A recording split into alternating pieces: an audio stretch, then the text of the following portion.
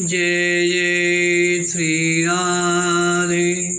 भक्ति भक्ति भगवंत गुरु चतुर्नाम वपु एक, इनके पद बंधन की नाशे विघ्न अनेक।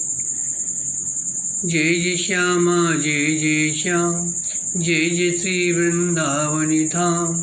पावन राधा तीरो नाम, पावन श्री वृंदावनी धाम। जय जय जमुना रच की रात, जय जय श्री स्वामी हरिदास। आज के सत्संग में श्री पीपा जी का चरित्र वर्णन करेंगे। नाभाजी कहते हैं, पीपा प्रताप जग बासना, नाहर को उपदेश दियो। प्रथम भवानी भक्त मुक्त मागन को धायो। सत्य के होती शक्ति सुदृढ़ हरि शरण बतायो। श्री रामानंद पद पाए भयो, होति भक्त की सीवा। गुण संख्य निर्मूल संत धरि राखत ग्रीवा। परस प्रणाली सरस भई, सकल विश्व मंगल कियो। पीपा प्रताप जग बासना, नाहर को उपदेश दियो। राजस्थान में कोटा बूंदी के निकट गागरोनगढ़ है। वहाँ पीपा नाम के राजा हुए। श्री पीपा जी के पिता का नाम कड़वाराव चौहान था, परंतु समाज में संत बप्पा के नाम से विख्यात थे। श्री पीपा जी का पूर्व का नाम रावरप्पा था। आपका जन्म संमत 1417 चैत्र पूर्णिमा को हुआ था तथा राजगद्दी पर संमत 1442 में बैठे। भाव ये है, गागरोनगढ़ नामक एक विशाल किला एवं नगर है। वहाँ पीपा जी थे। ये देवी के भक्त थे। इन्होंने देवी की सेवा पूजा करने की प्रतिज्ञा कर ली थी। उनके ऊपर देवी का पक्का रंग चढ़ गया था। एक बार उस नगर में साधुओं की जमात आई। राजा ने जमात का स्वागत करते कहा कि देवी जी को 40 मन अन्न का भोग लगता है। सभी लोग प्रसाद लेते हैं। आप लोग भी देवी जी का प्रसाद ग्रहण कीजिए। साधुओं ने कहा, हमारे साथ श्री ठाकुर जी हैं, हम उन्हीं को भोग लगाकर प्रसाद लेते हैं, दूसरे देवी देवताओं का नहीं। तब राजा ने उन्हें सीधा सामान दिया। जो कुछ दिया साधुओं ने उसे ही सादर स्वीकार किया और अधिक लेने की इच्छा नहीं की। भाव ये था कि देवी को तो खूब बढ़िया बढ़िया भोग लगता, परंतु संत वैष्णवों में चूँकि राजा की वैसी आस्था नहीं थी, अतः उन्हें साधारण सीधा सामान दिलवा दिया गया। तो साधुओं ने भी घी शक्कर की इच्छा नहीं की। साधु तो भाव के भूखे होते हैं। संत समझ गए कि राजा की शक्ति एवं साक्तों में प्रबल निष्ठा है। उनके मन में आया कि काश राजा की ऐसी निष्ठा भगवान एवं भक्तों में हो जाती तो क्या ही अच्छा होता। राजा आस्थावान थे। ये विचार कर संतों ने जो भी राजा ने दिया उसे ही प्रेम पूर्वक बनाकर भगवान को अर्पण करके प्रार्थना की, प्रभु इनकी बुद्धि फेर दीजिए। या तो आपको केवल आरोग्य मात्र से काम नहीं चलेगा, या तो कुछ परिश्रम करना होगा, भोजन का मूल्य चुकाना होगा, राजा को भक्ति देनी होगी। देखो कैसे दयालु संत होते हैं। यद्यपि राजा ने यथोचित सम्मान भी नहीं किया, परंतु उसके कल्याण के लिए भगवान से प्रार्थना कर रहे हैं। साधुओं ने रसोई करके भगवान का भोग लगाकर मन ही मन बार बार प्रार्थना कर रहे हैं, हे प्रभु इस राजा की बुद्धि को बदल दीजिए, अपना भक्त बना लीजिए। रात को जब राजा अपने महल में सोया तो भगवान की प्रेरणा से उसे एक बड़ा भयानक स्वप्न देखा कि एक विकराल देहधारी प्रेत ने मुझे उठाकर पटक दिया है और मैं भयभीत होकर रोने लगा। ऐसा राजा को दिखने लगा। जागते ही राजा ने स्वप्न की घटना पर विचार किया। सोचने लगा, अच्छा हुआ जो नींद खुल गई, नहीं तो न जाने कितनी पटक लगाता।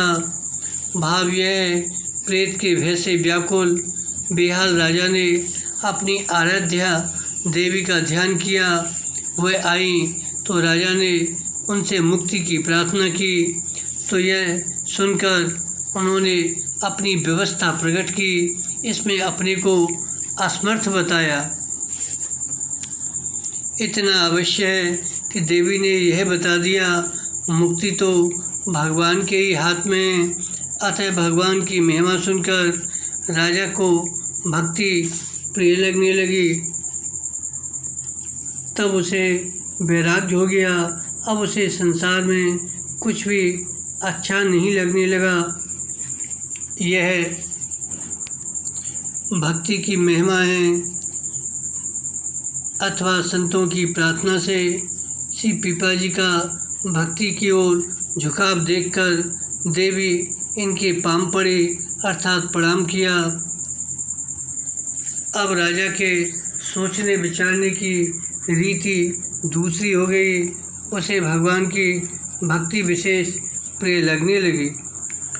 विरक्त भाव में अनुरक्त होकर राजा ने जब माया मुक्ति एवं भगवत प्राप्ति का मार्ग देवी जी से पूछा, तब देवी जी ने सही बात कही कि काशी में विराजमान श्री स्वामी रामानंद जी को अपना गुरु बनाओ और उनके बताए हुए मार्ग पर चलकर भगवान को प्राप्त करो।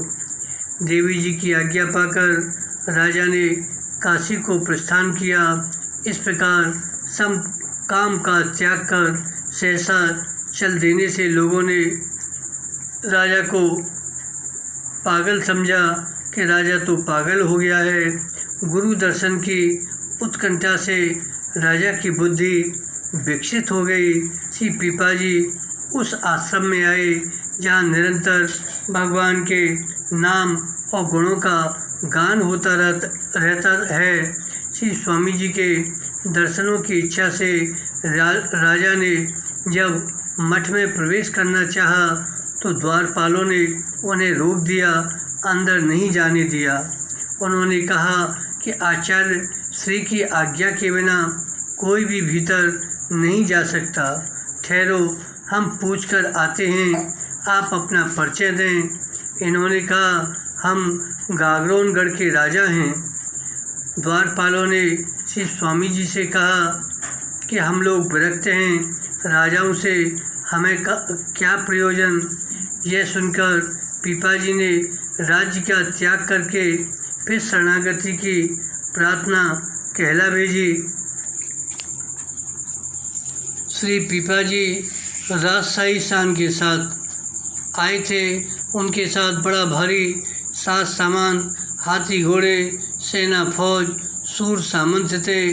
इन्होंने हाथी घोड़े आदि सब काशी नरेश के यहाँ भिजवा दिए। धन गरीबों को लुटा दिया और सेना समाज को घर वापस कर दिया।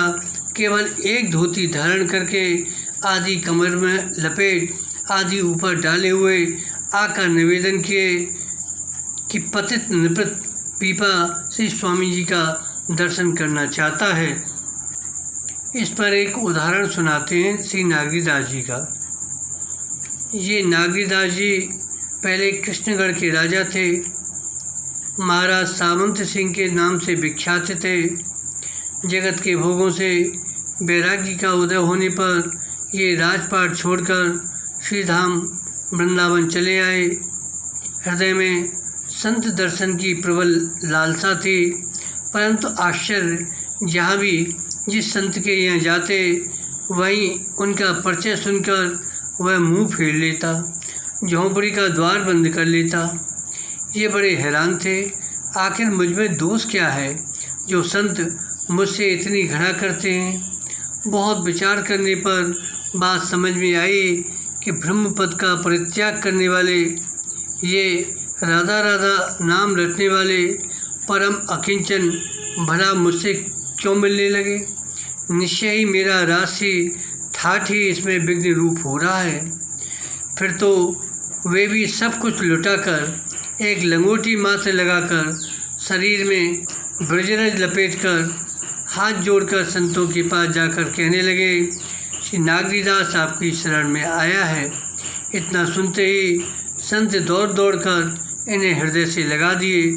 फिर ये वृक्ष छोड़कर घर नहीं गए। इस तरह पीपा जी ने भी अपना सब राशि ठाठ लौटा दिया और साधारण वेश में स्वामी जी की शरण में आए। अब स्वामी जी ने देखा कि राजा ने धन तो लौटा दिया, इससे इनकी गेहा शक्ति का तो निराकरण हो गया, परंतु अभी इनकी देह में आसक्ति बाकी है, जो कि भजन में बहुत ही बाधक होती है और बड़ी सूक्ष्म है। श्री स्वामी जी ने देहाशक्ति की परीक्षा के लिए कहा कि कुएं में गिर पड़ो। अब राजा इतना सुनते ही राजा कुएं में गिरने के लिए चले। स्वामी जी ने आज्ञा अपने सेवकों को पकड़ लेने की आज्ञा दी कि राजा को पकड़ लो। राजा इस परीक्षा में भी उत्तीर्ण हो गए। स्वामी जी ने सेवकों को संकेत कर दिया था, जब ये कुएं में कूदने लगे तो पकड़ लेना। तो सेवकों ने दौड़कर राजा को कुएं में गिरने से रोका, परंतु ये मान नहीं रहे थे। तब स्वामी जी ने स्वयं लौट आने को कहा, तब लौटे।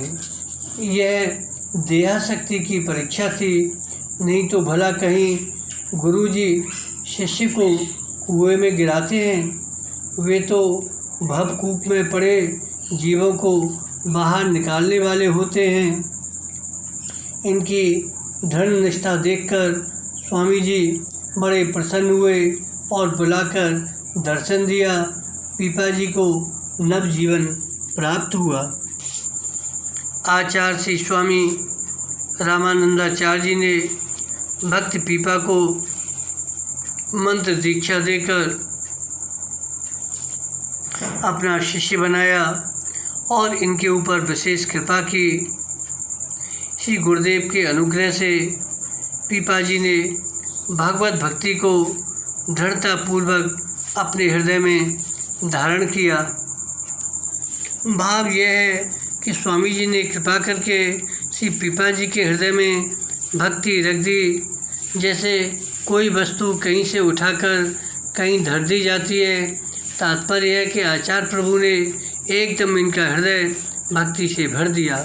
इनकी भक्ति का कुछ धीरे धीरे क्रमिक विकास हुआ हो, सो बात नहीं है। स्वामी जी ने इन्हें आज्ञा दी, अब तुम अपनी राजधानी गागरोनगढ़ को जाओ और वहीं घर में रहकर साधु संतों की सेवा करो।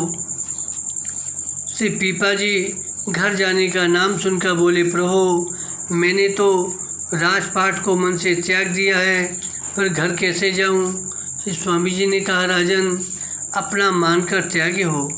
अब भगवान की संपत्ति मानकर मेरी आज्ञा से उसे संभालो और भागवतों की सेवा करो।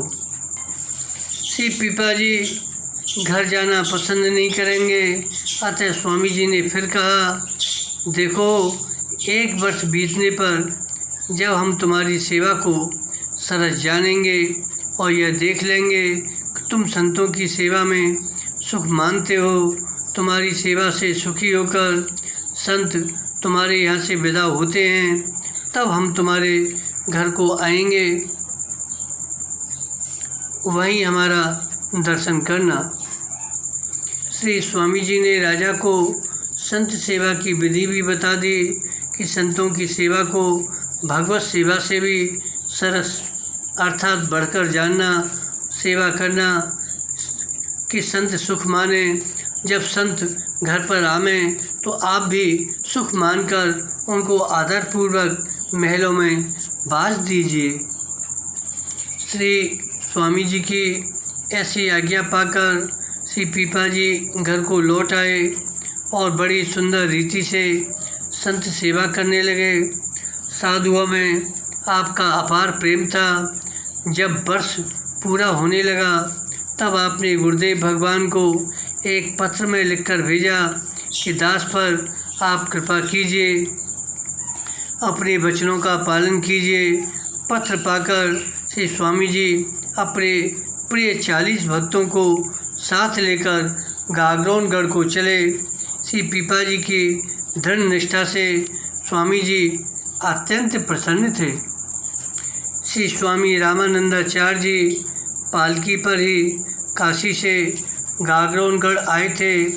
उनके साथ कबीरदास, रैदास आदि अनेक शिष्य सेवक थे। श्री गुरुदेव के शुभागमन का समाचार पाते ही पीपा जी भी पालकी लेकर आए और अत्यंत भक्तिवश स्वयं भी पालकी में लगे। चूँकि ये स्वामी जी की आज्ञा से अत्यंत प्रीतिपूर्वक संत सेवा करते थे, अतः सभी संतों का भी बहुत सत्कार किए। यह नहीं गुरु जी के स्वागत में संतों को भूल गए हों। आपने स्तुति करके श्री गुरुदेव को तथा सभी साधुओं को अलग अलग दंडवत प्रणाम किया। उत्साहपूर्वक बहुत सा धन मोहरें नौछावर करके लुटा करके समस्त समाज को अपने राजभवन में पधराया। श्री पीपा जी ने उस समाज की जैसी सेवा की, नाना प्रकार के मेवा पकवानों के जैसे भोग राग अर्पण किए, उसका वर्णन करना सरस्वती जी के भी बस की बात नहीं है। गुरुदेव भगवान एवं दिव्य सिद्ध संत समाज की सेवा का जो शुभ अवसर मिला, इनके इस भाग्य का वर्णन कौन कर सकता है। श्री स्वामी जी ने पीपा जी की भक्त भगवंत में दृढ़ भक्ति तथा सेवा की सुंदर रीति देखकर उनसे कहा, तुम्हारी इच्छा हो तो घर पर रहकर सेवा करो अथवा विरक्त होकर भजन करो, दोनों ही तुम्हारे लिए समान हैं। श्री गुरुदेव में तथा उनकी आज्ञा में विश्वास करके उनके श्री चरणों में पड़कर पीपा जी ने प्रार्थना की कि अपने चरणों में ही रखिए। श्री पीपा जी गुरुदेव के साथ चलने को तैयार हो गए। श्री पीपा जी जब घर छोड़कर स्वामी जी के साथ चलने को तैयार हुए, तब उनकी सभी 20 रानियां भी उनके साथ चलने के लिए तैयार हो गईं। श्री पीपा जी ने उन्हें बहुत समझाया कि वन में अनेक कष्ट उठाने पड़ते हैं, उन्हें अनेक प्रकार से डराया धमकाया, परंतु उन्होंने एक नहीं मानी, साथ चलने की इच्छा करने लगी। तब श्री पीपा जी ने कहा, यदि तुम सबको मेरे साथ ही चलना है, यहाँ रहना अच्छा नहीं लगता है, तो कमरी को फाड़कर उसकी अल्फी पहन लो और मूल्यवान वस्त्र तथा सभी गहने उतार कर फेंक दो, साधु वेश धारण करके चलो। ऐसा त्याग वे नहीं कर पाईं। सभी रानियां रोने लगीं, परंतु उनमें सबसे छोटी रानी, जिनका नाम रानी सोलंखड़ी पद्मावती था, पीपा जी इन्हें रानी स्मृति कहते थे। आचार्य चरण ने इनका वैराग्य देखकर श्री सीता नाम रखा था। अतः सबसे छोटी रानी सीता सहचरी इसके लिए तैयार हो गई। उन्होंने अल्फी गले में डाल ली, सभी आभूषण उतार दिए और साधु वेश धारण करने में उन्हें लज्जा नहीं आई। तब राजा ने दूसरी आज्ञा दी, अधो वस्त्र मात्र रखो, इस अल्फी को भी उतार कर फेंक दो। सुनते ही सीता सहचरी अल्फी उतार कर फेंकने लगीं। यह देखकर श्री स्वामी जी को दया आ गई और उस समय स्वामी जी ने उन्हें रोक दिया। उन्होंने पीपा जी को आज्ञा दी कि इनको साथ में रखो, परंतु श्री पीपा जी को रानी साथ में रखना अच्छा नहीं लग रहा था। श्री स्वामी जी के अधिक आग्रह करने पर पीपा जी ने उनसे बार बार यह प्रार्थना की, मेरा मन इस सीता सहचरी में बिल्कुल नहीं है, इसे मैं अपने साथ नहीं ले जाना चाहता। यदि आपने इस पर कृपा ही की है तो किसी दूसरे के साथ इसे कर दीजिए। पर जब गुरुदेव ने शपथ दिलाई तब पीपा जी ने सीता सहचरी का हाथ पकड़ लिया और उन्हें अपने साथ ले चलने के लिए तैयार हो गए। श्री स्वामी जी ने राजा को समझाया, यह तुम्हारी साधना में बाधक नहीं होगी, सहायता ही करेंगी, इसलिए इन्हें संग ले चलो। सती स्त्री का त्याग उचित नहीं है। उस समय श्री पीपा जी की अवस्था 30 साल की थी और श्री सीता सहचरी की अवस्था 15 साल की थी। अब स्वामी जी की आज्ञा से पीपा जी सीता सहचरी के साथ चलने के लिए तैयार हो गए। इसके बाद उन बाकी रानियों ने एक ब्राह्मण को बहुत सा धन देकर उसे प्रेरित किया, उसे स्वर्ण मुद्रा का लोभ दिया, उससे कहा कि राजा को रोको। वह ब्राह्मण धन के लोभ से बोला कि मैं राजा को कदापि नहीं जाने दूंगा।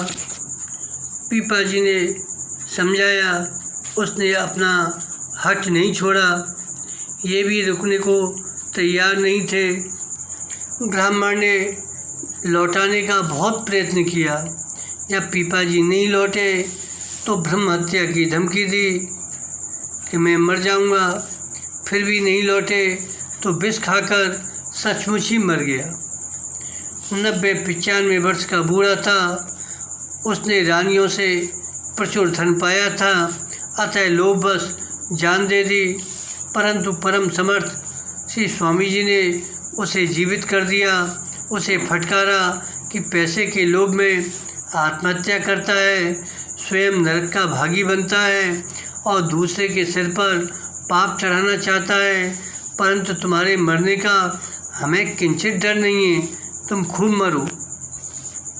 ब्राह्मण ने विचार किया कि हमें मरने में तो अपार कष्ट उठाना पड़ा और इन्हें जीवित करने में कुछ नहीं लगता, अतः मरना बेकार है। अतः वह हट छोड़कर लौट आया तथा स्वामी जी ने सभी रानियों को लौटा दिया। इस प्रकार संपूर्ण सुखों का सार तत्व है, जिसमें ऐसा वह समाज आनंददायिनी श्री द्वारकापुरी को पहुंचा। कुछ दिन तक सभी लोग वहां रहे। जब श्री स्वामी जी अपने शिष्य सेवकों को लेकर वहां से काशीपुरी को चले, तब पीपा जी ने प्रार्थना करके कुछ दिन द्वारका में रहने की आज्ञा मांगी और आज्ञा पाकर वहीं रह गए। रहते रहते इन्हें भगवान के दर्शनों की ऐसी उत्कंठा हुई कि आप समुद्र में कूद पड़े। पीपा जी के मन में भगवत दर्शन की प्रबल लालसा जागृत हो गई थी। सब लोगों से पूछते थे कि मुझे भगवान का दर्शन कैसे और कहाँ होगा। तब किसी ने कह दिया कि देखो, दिव्य द्वारकापुरी तो समुद्र में लीन हो गई है, भगवान वहीं विराजते हैं, यदि दर्शन करना चाहते हो तो वहीं जाओ। इसलिए रानी सहित पीपा जी समुद्र में कूद गए थे। जैसे ही पीपा जी श्री सीता सहचरी के साथ समुद्र में कूदे तो पहले उसी क्षण श्री कृष्ण ने अपने कुछ सेवकों को इन्हें लिवा लाने के लिए भेजा। वे इन्हें सादर लिवा लाए। महल से निकलकर भगवान भी इन्हें लेने आए। श्री पीपा जी ने दिव्य द्वारका का दर्शन किया। भगवान श्री कृष्ण बड़े प्रेम से मिले। भक्त भगवंत भाव विभोर होकर मिले। फिर सीता सहचरी समेत श्री पीपा जी आनंद पूर्वक 7 दिन तक वहीं रहे। वहाँ इन्होंने 16,108 महलों की चहल पहल देखी। इन्हें वहाँ जिस परमानंद का अनुभव हुआ उसे कौन कह सकता है। 7 दिन बाद भगवान श्री कृष्ण ने इन लोगों को इस द्वारका से उस द्वारका को जाने को आज्ञा दी, परंतु ये वहाँ से जाना नहीं चाहते थे। तब श्री श्याम सुंदर ने बड़े प्रेम से कहा, मेरे जिस रूप के दर्शन तुमने किए हैं उसी में मन को दिए हुए तथा उसी रूप माधुरी का पान किए हुए वहाँ जाकर भी उसे देखो। देखते रहोगे अतः विरह व्यथा नहीं व्यापेगी। यदि तुम लोग नहीं जाओगे तो संसार में भक्त और ऐसे भक्त डूब गए, यह कलंक लगेगा। फिर ये कलंक कैसे मिटेगा कि भक्त लोग समुद्र में डूबकर मर गए हैं। अतः आप यहाँ से जाइए और लोगों की शंका, कलंक तथा अज्ञान को मिटाइए, अन्यथा मैं स्वयं यहाँ से आप लोगों को भेजना नहीं चाहता था। पीपा जी ने विचार किया, यदि मैं प्रभु की आज्ञा नहीं मानूंगा तो उधर प्रभु के विरुद्ध में बट्टा लगेगा, इधर प्रेम में कलंक लग जाएगा। प्रेमी तो प्रीतम की हर इच्छा में प्रसन्न रहता है। अतः पीपा जी जाने के लिए तैयार हो गए। भगवान श्री कृष्ण ने पीपा जी को शंख चक्र की छाप दी और श्री रुक्मिणी जी ने सीता सहचरी को एक साड़ी भेंट में दी और विरह व्यथा से व्याकुल होते हुए आपने भगवान की आज्ञा को स्वीकार किया। भगवान सदा भक्तों की भक्ति के अधीन हैं, अतः स्वयं आप भक्तवर श्री पीपा जी और सीता सहचरी को पहुंचाने के लिए चले। समुद्र के बाहर तक पहुंचाकर प्रभु लौट आए। जैसे जल के बिना मछली व्याकुल हो जाती है, उसी प्रकार भक्त विरह से भगवान व्याकुल हो गए। सीता सहचरी सहित पीपा जी जब समुद्र से निकलकर किनारे पर आए तो लोगों ने एक विचित्र बात देखी। आप दोनों के वस्त्र सूखे हैं, हृदय प्रेम से सराबोर है। जिन लोगों ने समुद्र में कूदते हुए इन्हें देखा था उन्होंने पहचान लिया और सभी लोग आकर आप दोनों के पैरों में लिपट गए। श्री पीपा जी ने भगवान की दी हुई शंख चक्र की छाप लोगों के शरीर पर लगाई और महत्व बताया। पुजारियों को छाप देकर कहा, आप सभी द्वारका आने वालों को छाप देकर कृतार्थ करें, उनके पाप दूर करें, ये भगवान की आज्ञा है। द्वारका में आपके दर्शनों के लिए नित्य भारी भीड़ होने लगी। तब श्री सीता सहचरी ने पीपा जी को समझाकर कहा, अब यहाँ से कहीं अन्यत्र चलो, यहाँ भजन में बाधा हो रही है।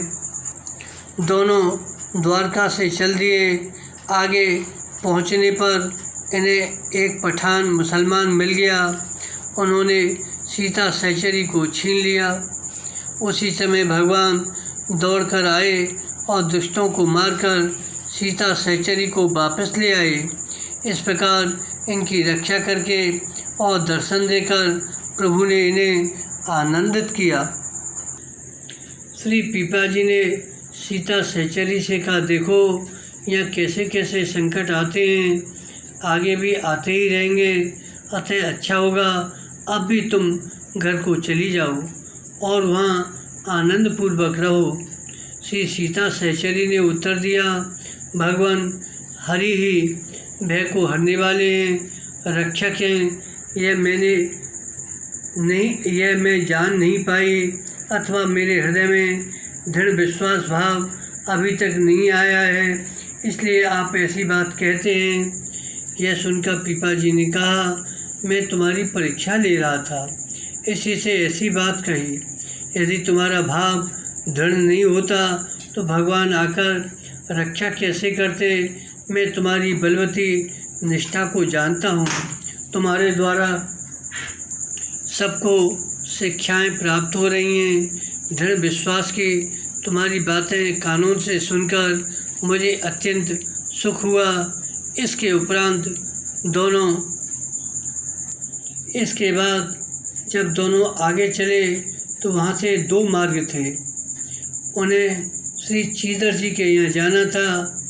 एक मार्ग वहाँ से 2 कोस दूर था, दूसरा मार्ग वहाँ से पास में था, पर उस मार्ग पर सरकारी पहरा लगा हुआ था।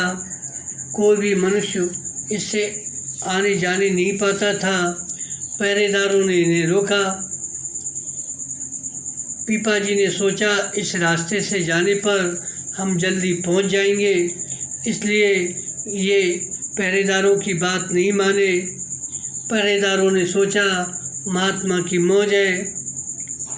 पहरेदारों ने बताया, यहाँ एक सिंह रहता है और जो कोई भी वहाँ जाता है सिंह उसको खा जाता है। बहुतों को मारकर खा चुका था।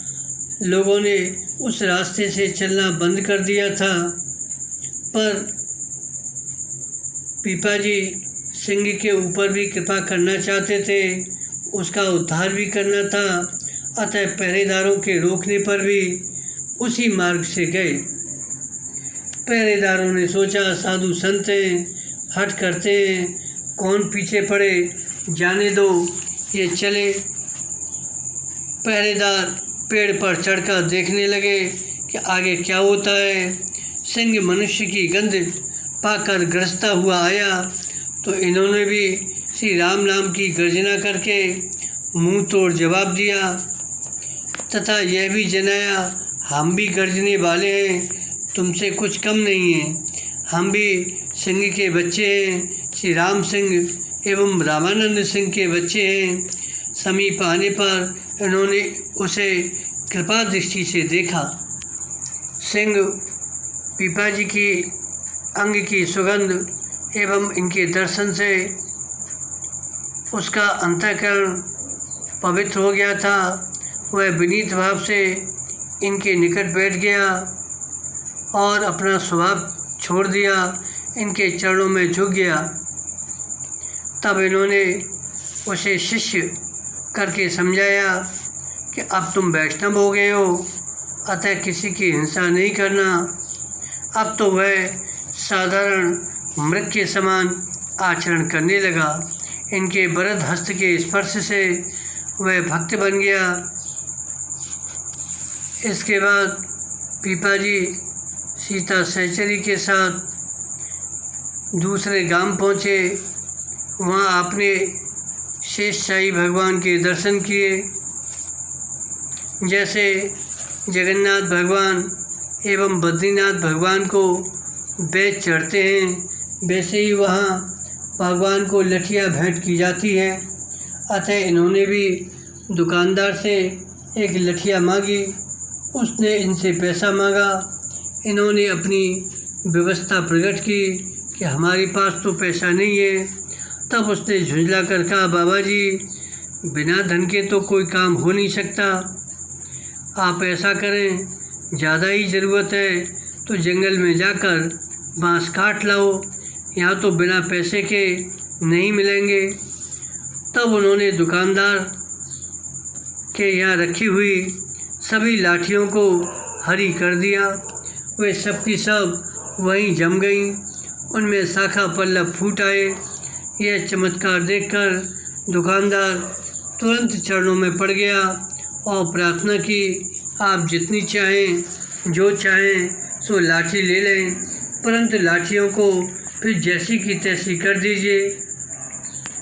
तब पीपा जी ने कहा, यह शर्त करो कि साधु संतों को बिना पैसे के ही दिया करूँगा, तब तो तुम्हारी लठियाँ पूर्ववत होंगी, अन्यथा अब तो बसवारी हो गई हैं। अब तो उसने स्वीकार कर लिया। तब पीपा जी का शिष्य हो गया। श्री पीपा जी ने बाँस हरा करने के साथ ही उसका शुष्क हृदय भी हरा कर दिया, उसे भक्ति प्रदान की। इसके बाद श्री पीपा जी और सीता सहचरी दोनों वहाँ से चलकर परम भागवत प्रेमी भक्त श्री चीदर जी के यहाँ पहुँचे। इसके आगे का चरित्र अब अगले भाग में सुनाएंगे। बोलो श्री पीपा जी महाराज की जय, संत भगवंत की जय। जय जय श्री राधे, जय जय श्री राधे, जय जय श्री राधे।